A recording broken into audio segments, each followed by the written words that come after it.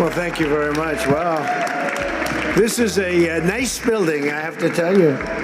So this is a special occasion for a lot of reasons, but number one is it's our first occasion in this building using it for peace. And it's all about peace, and it's a great honor. And Marco, you've done a fantastic job. In December 2025, something unusual happened in Washington. A handshake between two bitter rivals, the Democratic Republic of the Congo and Rwanda. A peace deal brokered not by the African Union, not by regional mediators, but by Donald J. Trump. For decades, the conflict between the DRC and Rwanda has been one of Africa's darkest, bloodiest, and most complicated. Millions displaced, thousands killed. Rebel groups, militias, proxy forces, and unending cycles of violence. So the question is, why now? Why step in today, after years of silence from the West? Some say it's about diplomacy, a global statesman returning to the world stage. Others say it's about stability, ending a conflict that has tormented Central Africa for a generation. But beneath the speeches and the photo ops lies another story. A story about minerals, cobalt, copper, lithium, tantalum, the rare elements that power electric cars, phones, artificial intelligence, global militaries, and the future of energy. And no country on earth holds more of these resources than the DRC. For years, China has dominated this sector. Now, a new scramble is beginning, and the United States is pushing back. Is the peace deal a humanitarian breakthrough or a strategic move in a global minerals war? Tonight, we dive deep into the interests, the motives, the money, and the geopolitics behind this sudden American obsession with Congo. This is not just a peace story, it is a power story. Welcome to the hidden battle for the heart of Africa.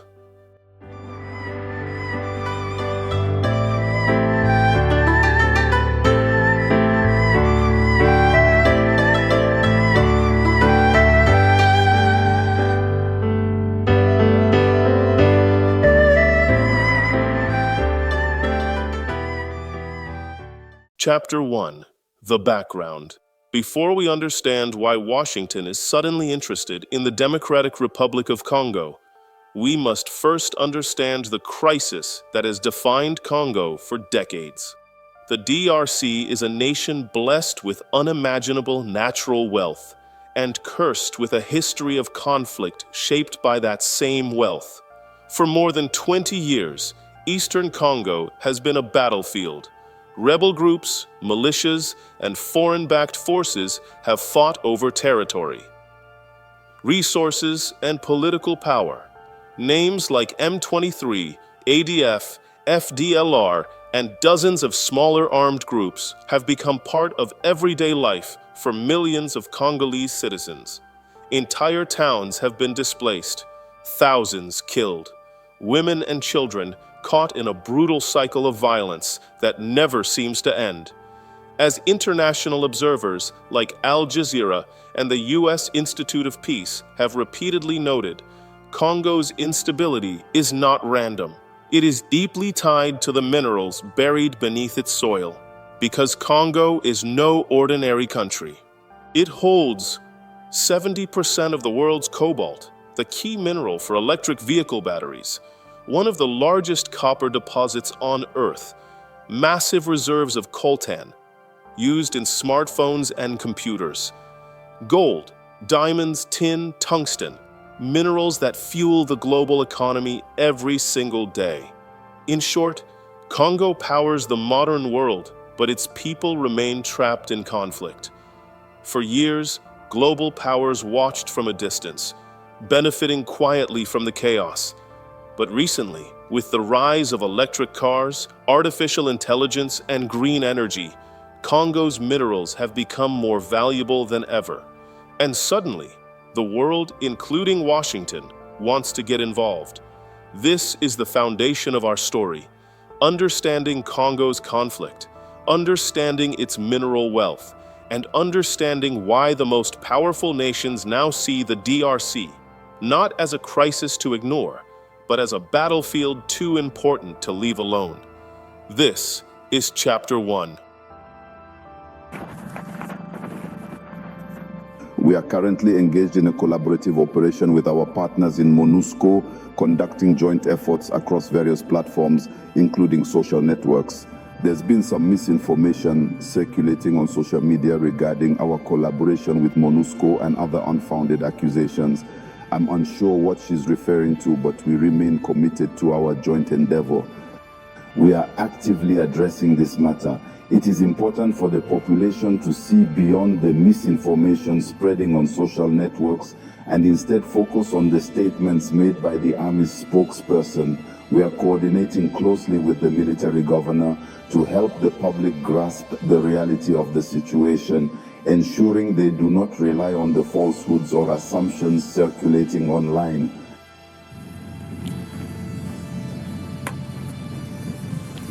Welcome to Borderline Africa. Today we are joined by a special guest, Mr. Alphonse Limo, a regional affairs analyst and commentator known for his sharp insights on political, social, and economic developments across East Africa. Mr. Limo is joining us remotely from Eldoret City, while I'm here in our Nairobi studio. We appreciate him making time to share his perspective with us today. Mr. Limo, thank you for connecting with us. Let's begin. Mr. Limo, for many people watching, the Congo-Rwanda situation feels new, but you say it's rooted in a long history. Can you take us back and help us understand the bigger picture?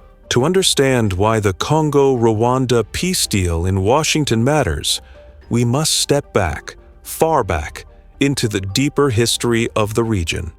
the Democratic Republic of Congo is not just another African country. It is the heart of the continent, a nation whose vast size, massive population, and unmatched natural wealth have always attracted interest and interference. Since the late 1800s, Congo's story has been shaped by one thing: resources. First, it was rubber and ivory. Then it was diamonds, gold, copper, uranium, and today, cobalt, coltan, and rare minerals powering the global tech and energy industries. But beneath this wealth is a long history of instability.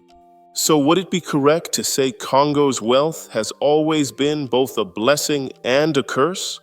After independence in 1960 came coups, rebellions, and the long rule of Mobutu, a period where corruption, foreign influence, and Cold War politics blended into decades of weakened institutions. People hear about rebel groups today, but they rarely understand how deep this conflict goes. What exactly triggered the major regional involvement in the 1990s? Then, the 1990s brought the Great African War, often called Africa's World War. Rwanda, Uganda, Angola, Zimbabwe, Namibia all became entangled in Congo's conflict. Millions died. Eastern Congo became the epicenter of rebel movements, ethnic tensions, and proxy wars fueled by minerals. And that brings us to the modern day. Fast forward to today. Who are the key players fueling the conflict in Eastern Congo?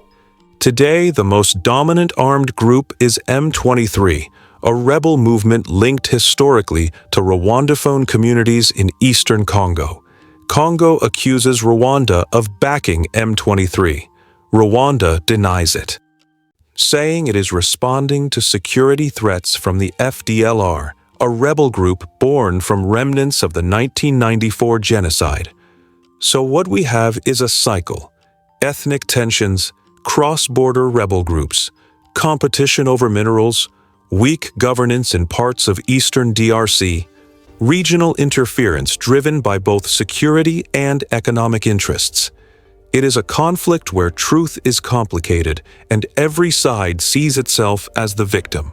With so many overlapping interests, ethnic, economic, historical, political, is there anyone who truly benefits from the instability? But here is the reality: Eastern Congo has become too strategic for the world to ignore. Cobalt, copper, and coltan are no longer just resources. They are the backbone of electric cars, smartphones, renewable energy, and AI technologies. Whoever controls these minerals holds power in the global economy of the next century. We're seeing the United States suddenly take a central role. What exactly has changed? That is why the United States is stepping in, not just as a mediator, but as a stakeholder. For the first time in years, we are seeing Washington openly acknowledge that Congo's instability is no longer just a regional problem. It is a global one, and Rwanda, whether people like it or not, is a central actor. Kigali has influence, military capacity, and strategic interests in the region. Congo has the land and the minerals. The US has the geopolitical motivation. So the peace deal being discussed today is not just about stopping gunfire. It's about redefining alliances, shaping the future of mineral supply chains, and ensuring that global powers, not just regional ones, have a say in the Congo question. So with this new peace deal, should the region expect real change?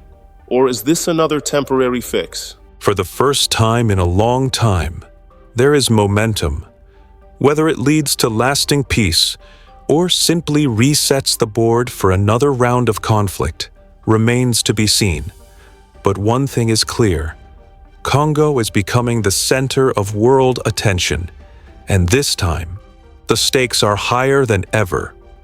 Thank you, Mr. Limo. That's a comprehensive picture, and it sets the stage for understanding why this Washington deal could redefine East and Central Africa. getting it ready, but it's a spectacular building, and we all appreciate it. And very importantly, we're settling a war that's been going on for decades with millions and millions of people killed. And these two gentlemen spent a lot of time backstage talking to each other, and over at the Oval Office. We were at the Oval Office together. It was beautiful. And I think it's just a very important day. And we have other leaders from other countries, and you said such beautiful things. I'd love to have you come up. We'll finish up, and then I'd love to have you come up, and if you can issue the words that you just issued backstage.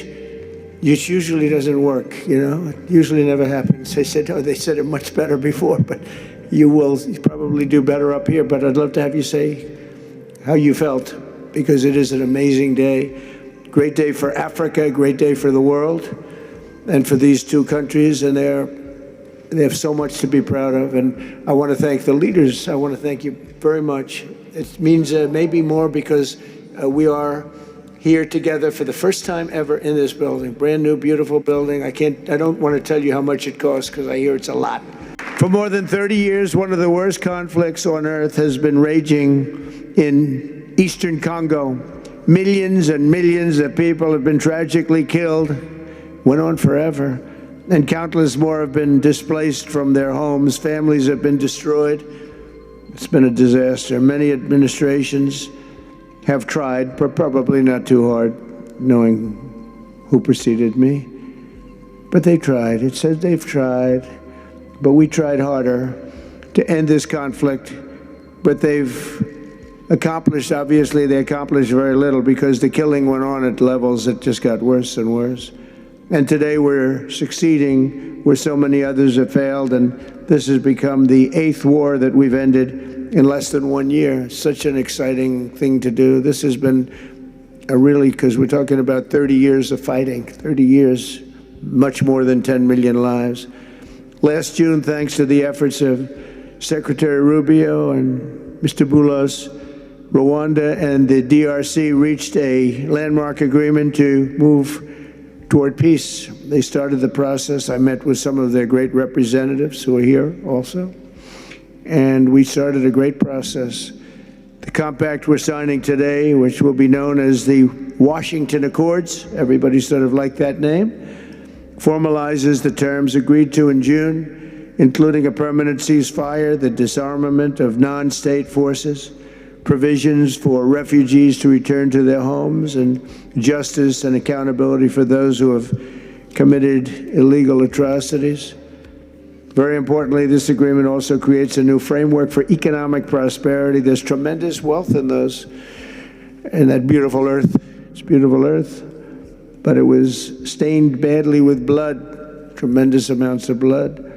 But in the region that will support a lasting peace, and the Democratic Republic of the Congo and Rwanda have agreed to more closely integrate their economies with each other rather than fighting, and they'll be doing that. And these two gentlemen are very smart, and I think they liked each other a lot. I spent time with them. I think they liked some people may be surprised. I really do. I think they've spent a lot of time killing each other, and now they're going to spend a lot of time hugging, holding hands, and taking advantage of the United States of America economically, like every other country does.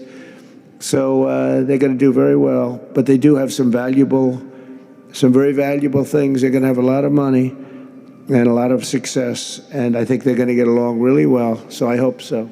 Thank you very much. Look at them. Look at the way they love each other. Thank you. So I have a lot of confidence in both leaders. We'll keep these commitments. I know they're going to keep them and follow through on the agreement and create a much brighter future for the people of their countries and their heroes within their countries because of today. And this is a big story. And so much is being written and said. All of the newscasts have it up at the top of the list. And they are heroes, and we want to keep it that way. Today, the United States is also signing our own bilateral agreements with the Congo and Rwanda that will unlock new opportunities for the United States to access critical minerals and provide economic benefits for everybody. And we'll be involved. We're sending some of our biggest and greatest companies over to the two countries, and we're going to take out some of the rare earth and take out some of the assets and pay, and everybody's going to make a lot of money. I'd like to now invite President Kagame to come up and say a few words. It's Rwanda. And then, if I may, President of DRC, who really is doing a great job. These are two men that are doing a great job. And again, they are so respected because of what they're doing today and the mission that they've really, I think, accomplished. And we'll see how it all works out, but I think it's going to work out really great. They want to get on to other ways of living for their people, and they're great leaders. Thank you very much. Please, Mr. President, thank you. Thank you very much.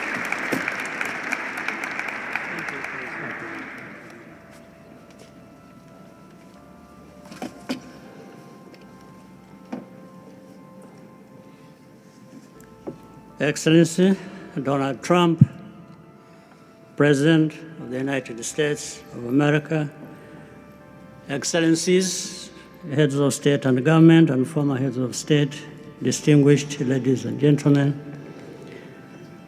I want to begin with some words of thanks. First, to my fellow heads of state and government from Africa, your presence here confirms that these efforts enjoy the broad support necessary to succeed. I also thank Minister of State Kulaifi, representing His Highness Sheikh Tamim bin Hamad of Qatar. The role of Qatar has been absolutely central in getting us to this point.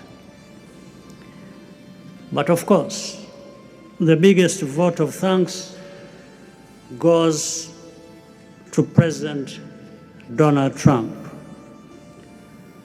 No one was asking President Trump to take up this task. Our region is far from the headlines. But when the President saw the opportunity to contribute to peace, he immediately took it.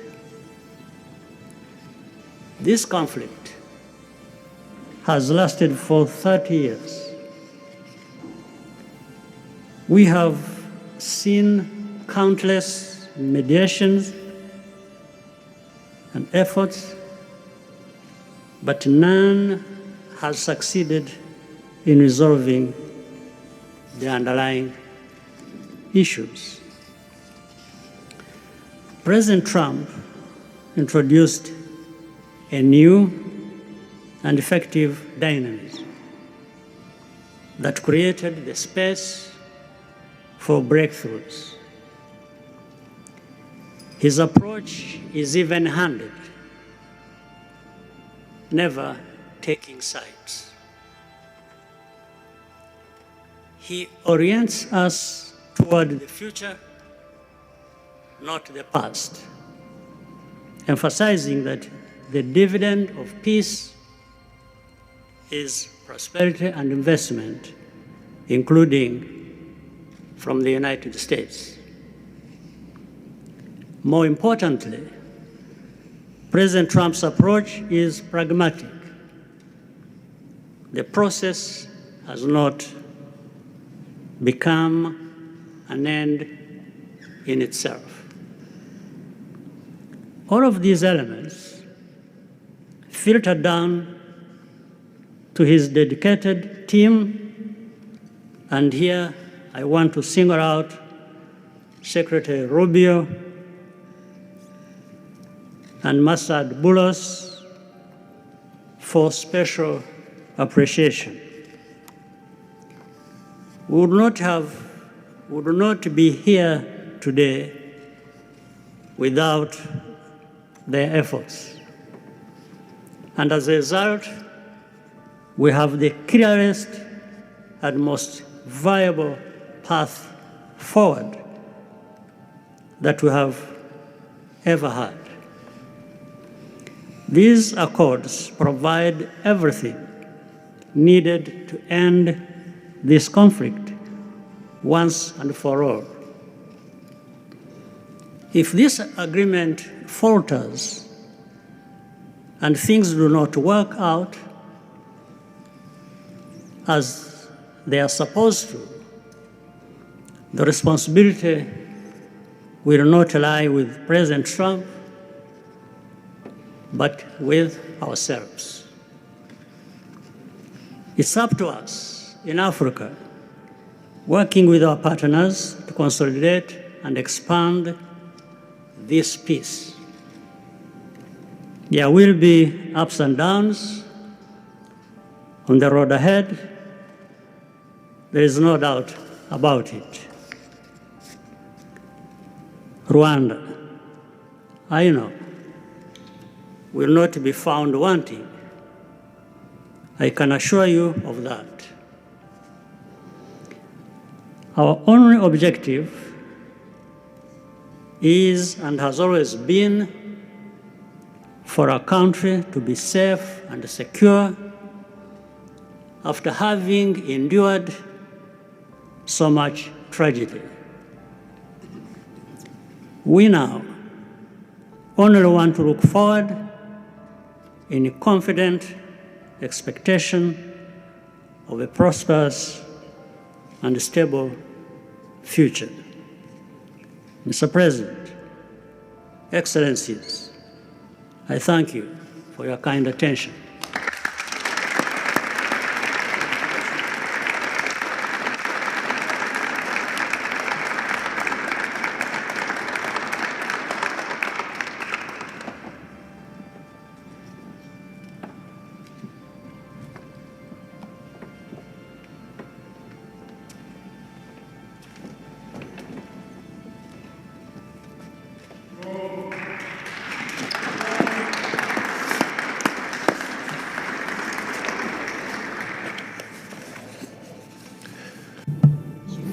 Mr.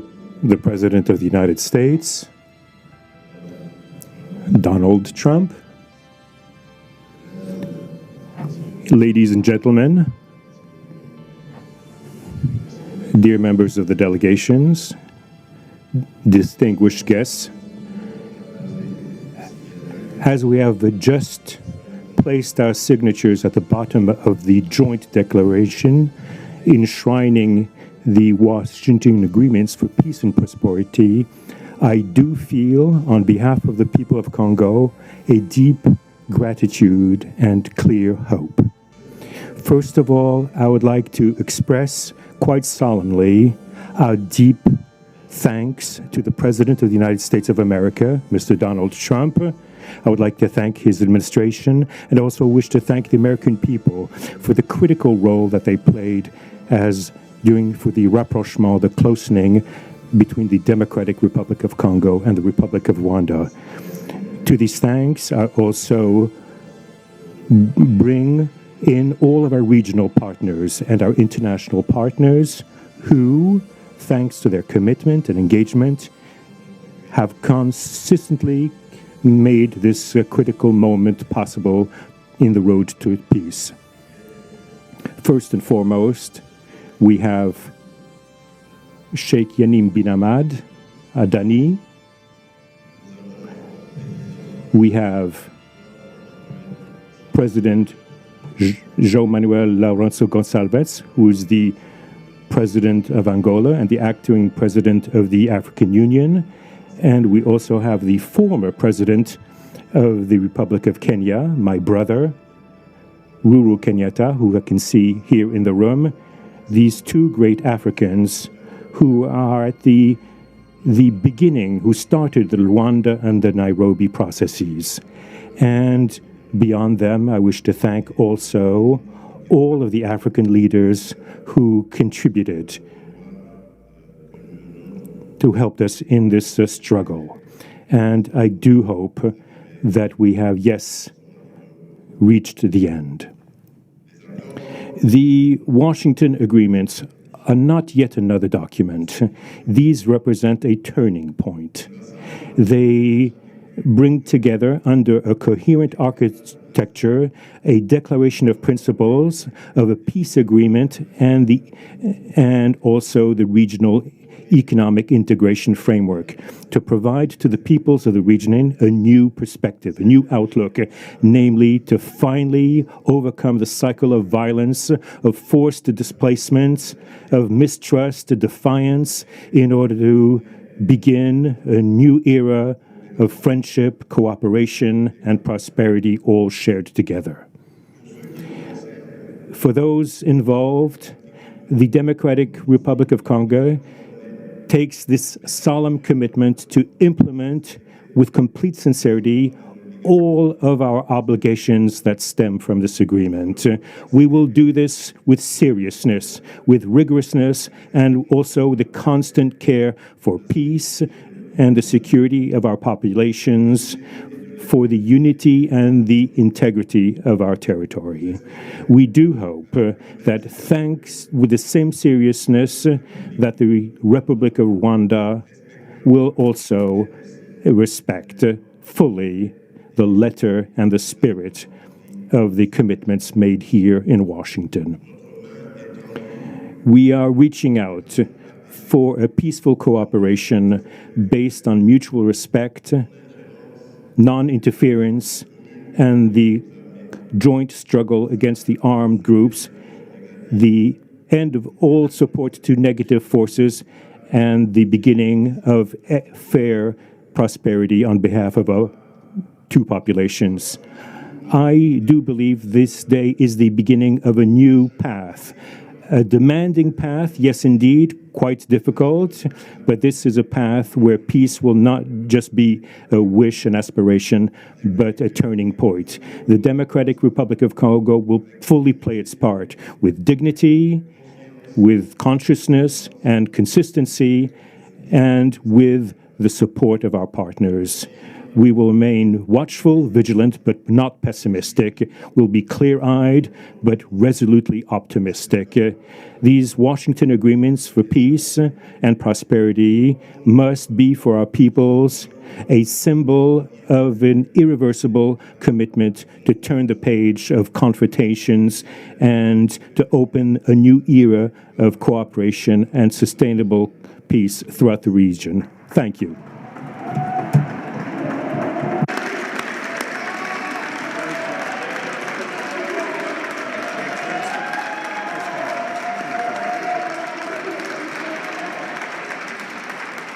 Moments before the signing of the Washington Accord, the official statements we've just heard laid out commitments, promises, and diplomatic language.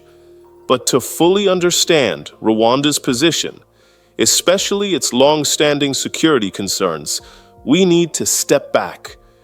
On November 27th, 2025, less than 10 days before the agreement was signed in Washington, President Paul Kagame sat down with members of the press in Kigali for an extensive and candid discussion. In that interview, President Kagame explains Rwanda's perspective on the conflict in eastern Congo, the role of armed groups such as the FDLR, and why Kigali argues that preventing a repeat of past atrocities, including the 1994 genocide, remains a central national security priority. What follows is that full exchange between the president and the press. We present it so you can hear Rwanda's side of the story directly, in his own words. Thank you, Excellence. My name is Kakoza Muza Charles, commonly known as KNC. I work for TV and Radio 1. My question, DRC government rejected or refused to put into place the commitments, Washington commitments of June 27th. And recently we heard that you may meet with Congolese president in the USA. If true, what should we expect regarding the Eastern Democratic Republic of Congo peace and Rwanda in particular? Thank you, sir. Well, I'm sure you are familiar with these stories where people may say one thing and do a different thing altogether. And sometimes even it becomes a pattern for some people to just not do what they have said they are committed to doing. And that is a characteristic of the situation you have with the DRC. The good thing is it's always in the open, it's in public. You don't have to explain much. If they were doing it quietly, people would get confused and start saying that maybe others are actually responsible for all that they are seeing. But the good thing, they come out and say it. They agree one thing in Washington or even in Doha, and that is made public. Then the next day or week, someone says, no, we are not going to do this and this until something else is done. And even when what they are referring to has also been under discussion. And whether in your mind you agreed or not, what has come out of you, if it's on record, you definitely have a problem explaining why you would agree one thing in the room, and then when you are out in speaking to the media or to whoever, you say a completely different thing, or even renege on what you actually said you are going to do. So that is one part of it. But somehow we've been limping through this all the way. Some things done, others not, others half. And now, maybe, possibly, we, with the time taken and effort, we'll find ourselves in Washington, which I should have started with. I think the fact that there is even a possibility of meeting in Washington and discussing or agreeing or signing anything is a good effort. For all the years before, we haven't had anything like that. We have had people come visit us, visit Rwanda and Congo, and rush to the UN and the Security Council and make decisions and make announcements and pass resolutions. That's why in the first years we spent a lot of time on that, without really having anything tangible in place. I think this process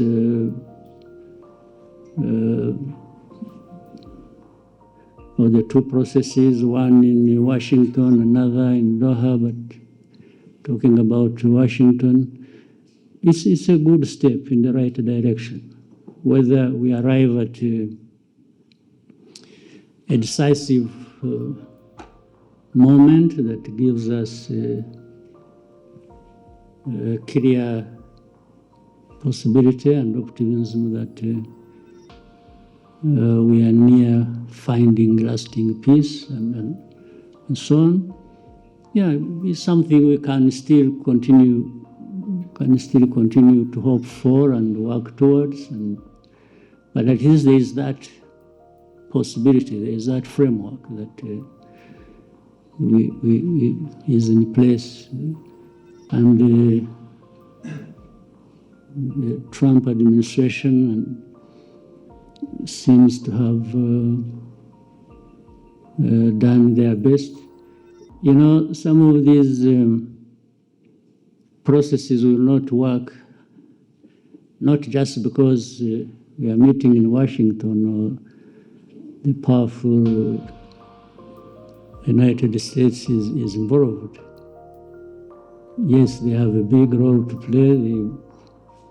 It's what I was praising them for, having made a huge effort. But until those people concerned directly, they themselves want and commit to achieve the end result, which is stability, peace, and security for all that needed, even the most powerful will remain wondering which way to go, or frustrated, if you will. So the onus is on us, mainly the people, the leaders, the DRC, Rwanda, and others in the region. Washington took over this when there were also other efforts underway. I'm sure maybe one of you will be asking, or you yourself had it on mind but didn't raise it. You would be asking, what is the East African SADC process? Because they were there. Or the AU, or whatever. That speaks volumes. And the reality is the knot is tied in one place. That these problems are happening in Congo, but it seems the leaders don't care or don't know, or they have refused to take responsibility.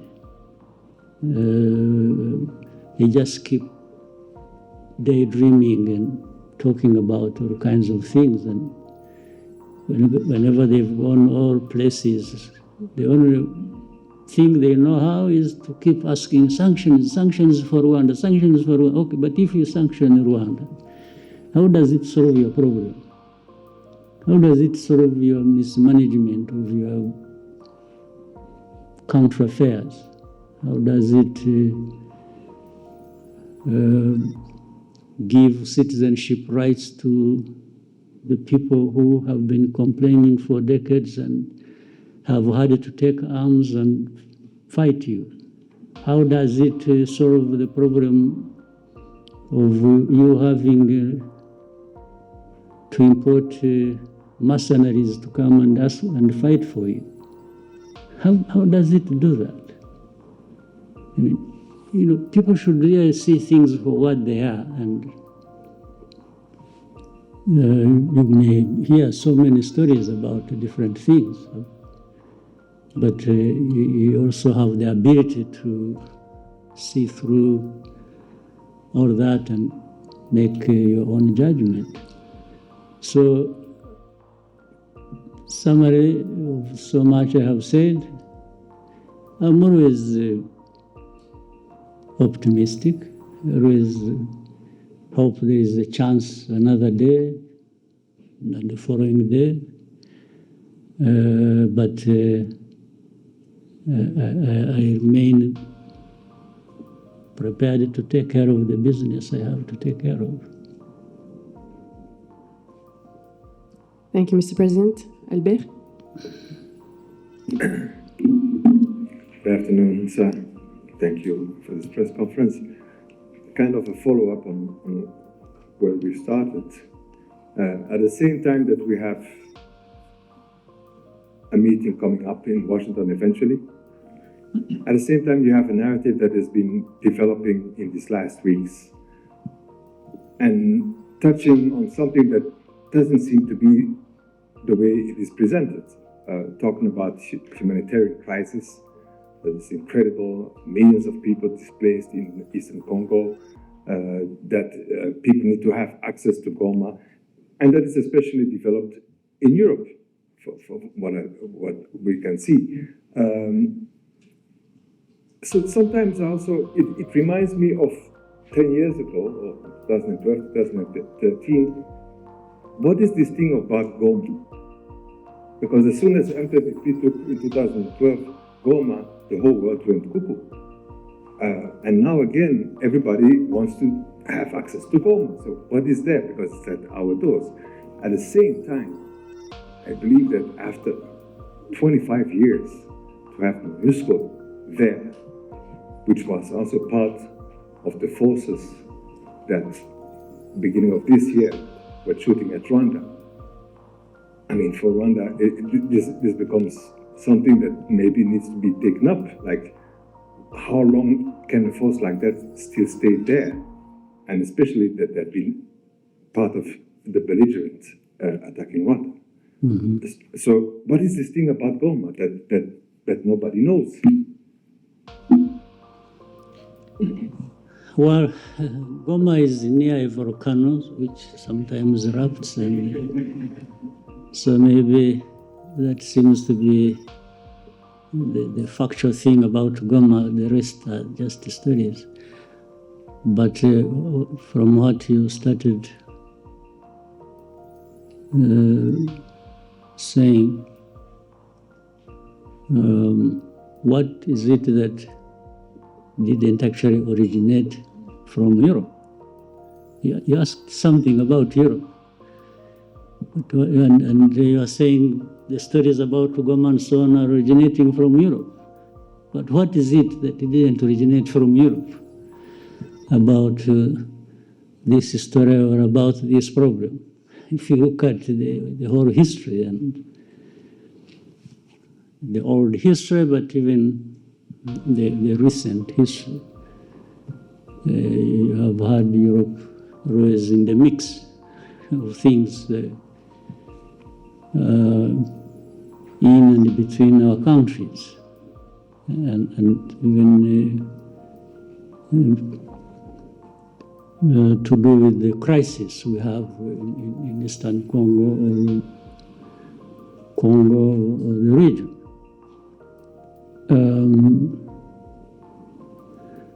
For about Goma, I don't fully understand. And talking about humanitarian crisis, yes, there is suffering. There is no question about it.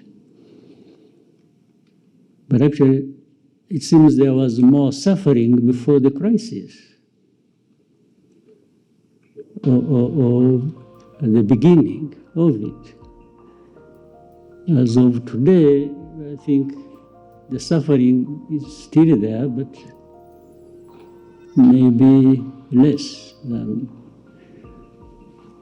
But to talk about humanitarian crisis so much is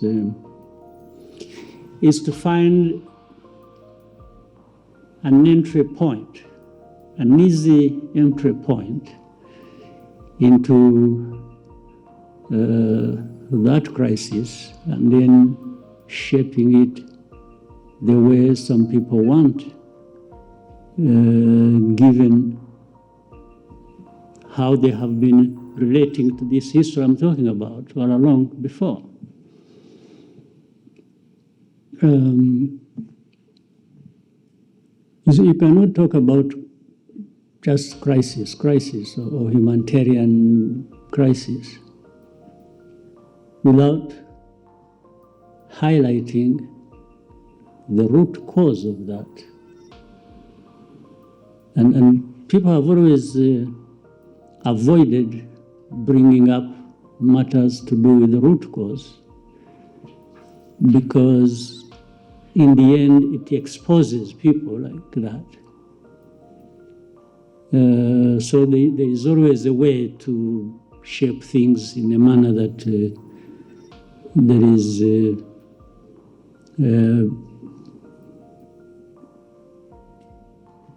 effort to protect themselves, the people I'm talking about. And is it a new crisis in Eastern Congo? or in Goma or around Goma. You remember this crisis, I have said this before, and you have heard it even from other people, or you know it yourselves. This crisis was there 2012, came back 10 years later. Why can't people try to understand? What is it? How can you have a problem 2012 and 10 years later you have a repeat of the same problem? It means, but yet, all those 10 years, we had this international presence, and many years before that, supposedly to address these problems. So much money spent, so many people involved, people losing their lives in big numbers, refugees, people displaced, and but life goes on like that until we are revisited by the same problem, and then we start running around like this is a new thing. And the amount of hypocrisy and even double standards and real insensitivity of some of these powers that we know, who are associated with the cause of these problems, or who accompany the crisis in a way they have chosen, and in the end they are the ones making so much noise about, they look like they are really hurt by the suffering of people. These are people touched and offended by people suffering. But this is just trash of pretense. If you are like that, you have heard people talk about values, you see our values, blah, blah, blah, blah. It's a lot of nonsense. If you have the power of everything, whether political, money, or whatever, and then every day you're talking about values and so on and so forth, and even want to teach others how to respect values, yet you are the cause of the suffering, and you are the cause of the perpetuation of that. What kind of pretense is this? And you can't just, so when you see these people, coming out with a lot of anger and this, and talking about, you see us, you've made a mistake, we are going to do this.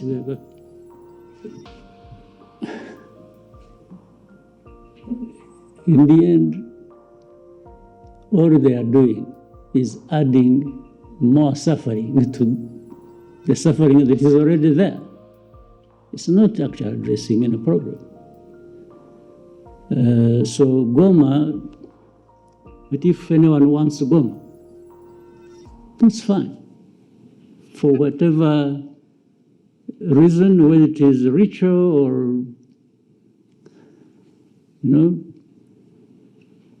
some believe in witchcraft, they would want to go and pray in Goma and meet their witch doctors there and so on and so forth. Still, you know what? Goma it's not functional as of now, but it is in the hands of some people. You go and talk to them. But if I were the one, now let me be myself, let me tell you a story. If I were the one, you come and I'm the one controlling Goma, and you come and say, I want to use Goma. I say, fine. But these are conditions. Goma is part of my problems that I face with the government. And now it is in my hands. I will not give it to you until you show me, alongside that, how you address my problems. Well, I may sound speaking for these guys, but I'm just reasoning. If I were the one, you want Goma, you want Kavumu, or Bukavu, or you want the whole of Eastern Congo back, fine, I have no problem with that. It will only come with you addressing my problems. You understand? My long history, in my judgment, that is what I learned over so many years of fighting for my rights. And for, people have, they sacrifice, they do what, but unless they have no reason they are sacrificing, that's a different issue. But if they are, everything should be put together. You want this, I'll give it to you. I have no problem.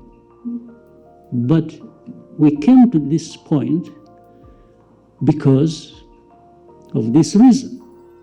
So if you don't address that reason, how do you just expect you cause problems? And then you come and say, and this I'm saying because, again, for me, what you see is what you get. We used to tell Congolese from the beginning, when we would be in the discussion, and it's like you see leaders behaving like, it's like, you must do this, you must do that, and they are the cause of problems. So I used to tell the leaders of Congo that asking, or in order for us to have security in our country and have peace, and that we have fought for so many years in the past, it's a must. We must give each other peace.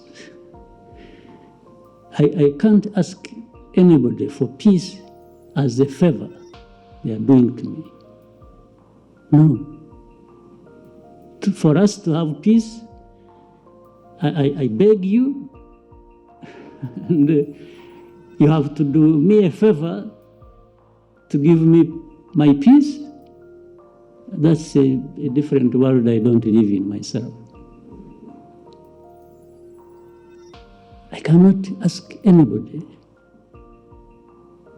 to do me a favor to have Rwanda secure or to have my right. Well, initially maybe I can ask you to do a favor, tactically. I can say, please, I beg you, I can even kneel down if you want. But if you don't give me my right, then it means a fight. We will fight, no question about it. So there is no way where I'm concerned, you can do me a favor for my right. Who are you after all? Who are you to have everything, including my own right, that you can control? How? Who are you? What gives you that right or power to be able to do that? So I've given you more than you really wanted, but Goma is part of the problems we have in Eastern Congo. And yes, Goma should go back to its operations as an airport. But what is it that stopped it being so in the first place? So you must address that. You want to address humanitarian crisis. I agree. There must be a way of doing it, taking on board the fact that there is what is causing the humanitarian crisis, and that must be addressed. Right? So, anything else about Goma? Somehow, there is also another side of the whole story that has been kept repeated, especially now it's still alive in Europe. It's about the looting of minerals and all of that. I mean... Again, that is nonsense. Exactly. They looted minerals better than anybody, worse than anybody I know of in history. So would you even listen to that? Minerals? Minerals, they sell minerals in, what is it? In Antwerp, where is? Antwerp. Diamonds. Diamonds. But there are no Do they diamonds produce diamonds? Or they have gold, billions they took long ago and they are adding more. Do they have a lot of gold? Do they have gold mines? These Europeans? They take it, okay. To make their case even simpler or less than it is, they may even say, no, but the gold or the diamonds or whatever we have is brought by legitimate people. Okay? Would you believe that? But that legitimate, when they are there, they are the legitimate ones. So, but this whole thing, why do you think, by the way, there is something to do with there is an MOU actually we're supposed to be having with Europe, which involves, I think, and a lot has been worked on about traceability and so on and so forth. Okay? Rwanda got involved in that and passed every stage and standard that was expected on that. Now, what is funny and contradictory is, at some point, then DRC goes to Europe and says, no, don't sign anything with, but how do you not sign anything that was supposed to be transparent and show where the minerals are coming from or who is involved? So on one hand, you want to be clear that there is nothing except that Congolese always passed through here, and some sold it here to Rwandans who went and sold it to somebody else. Others, they said it through Burundi, through Uganda, through the neighbors. But it is only Rwanda that was picked on about minerals. Simply because, I think with the audience back home in Europe, they listen more to these accusations. The more they hear of them, then the more questions they raise about Rwanda. Whether what they are saying is happening or has happened or not. So, minerals, really think, okay, FDLR, that actually at some point was in control of Goma, or the surroundings of Goma. Why are they found to be innocent in the whole equation. And yet every day we point out things to do with FDLR. But they are not interested. They say, no, they are few, they are... Well, if they think they are few, they should come here. We will take we give them face-to-face conversation with those that have been brought from Eastern Congo recently. They will tell them the stories. But do you think they even want to do that? Having some of you journalists, maybe, I hope you're also not selective about what you want to know. Haven't you asked to go and meet these people who have been brought from Congo, the FDLR, to tell you their stories that show you how they are so embedded and intertwined with the Congolese forces and other systems of government? So that plays behind the scenes role, and you don't see it at the forefront being talked about. In fact, some of these FDLR have been doing mining in Eastern Congo. Where do they take their minerals? Maybe those are the minerals that end up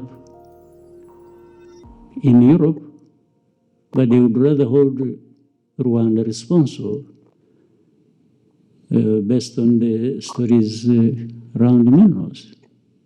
What sense does it make?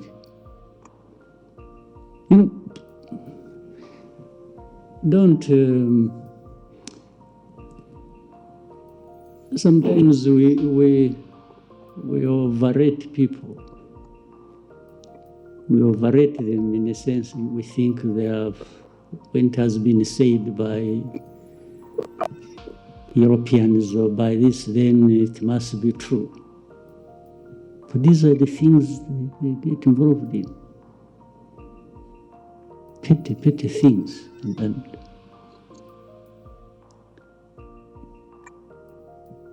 without borders. As we conclude, it's clear that the Washington Accord did not emerge in isolation. It is the product of decades of conflict, unresolved grievances, security fears, and regional power dynamics that stretch far beyond any single meeting or signature. Rwanda's position, as we've just heard, is rooted in historical trauma and ongoing security concerns. The Democratic Republic of the Congo's reality, on the other hand, is shaped by prolonged instability, armed groups, and the struggle to assert full sovereignty over its eastern regions. The question now is not what was said in Washington or even in Kigali, but what will follow on the ground. Will armed groups be dismantled? Will borders become more secure? Will civilians finally experience peace? Agreements can open doors, but they do not enforce themselves. The true test of the Washington Accord will be measured not in diplomatic ceremonies, but in the lives of people in eastern Congo and across the Great Lakes region. Here at Borderline Africa, we will continue to follow these developments closely, separating rhetoric from reality and power from people.